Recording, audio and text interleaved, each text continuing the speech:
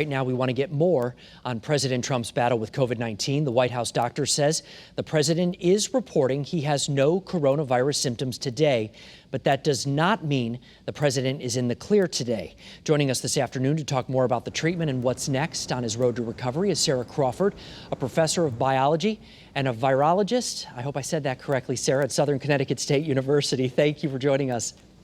Thank you so much for having me. Let me start by asking you, talk a little bit about the aggressive treatment, at least that's what I understand it is, the president's getting right now. What does it consist of?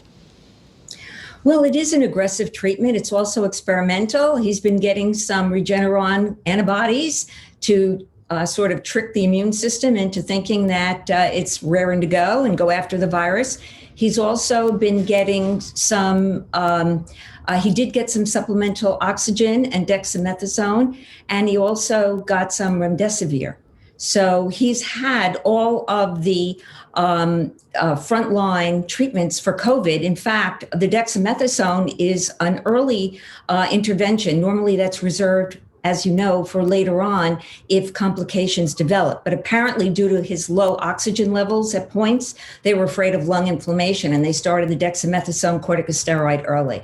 Well, obviously he did say that he feels 20 years younger. He felt really good when he left the hospital and was being treated. Are these treatments that would be available to perhaps any of us if we were at the hospital for COVID-19 treatment? Well, certainly the oxygen would.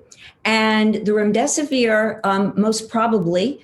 The experimental antibodies, that's new and only really been in clinical trials. So I don't think the average patient could get that right now. Hopefully this is an introductory that will allow for the expansion of its use.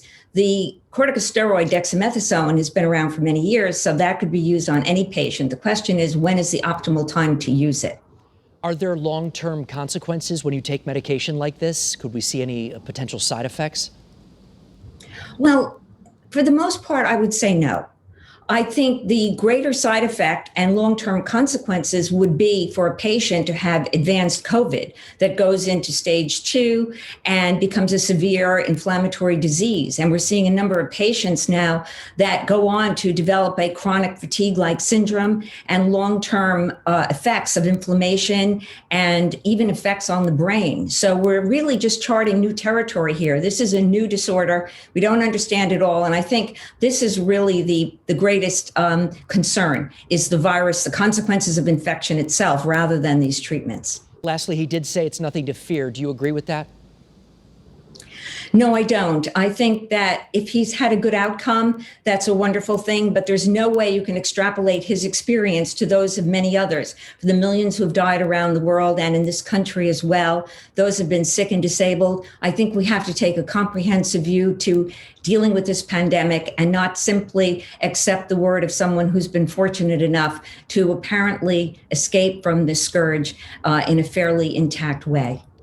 Sarah Crawford from Southern Connecticut State University, thank you very much for joining us this afternoon. We appreciate it. You're very welcome. My pleasure.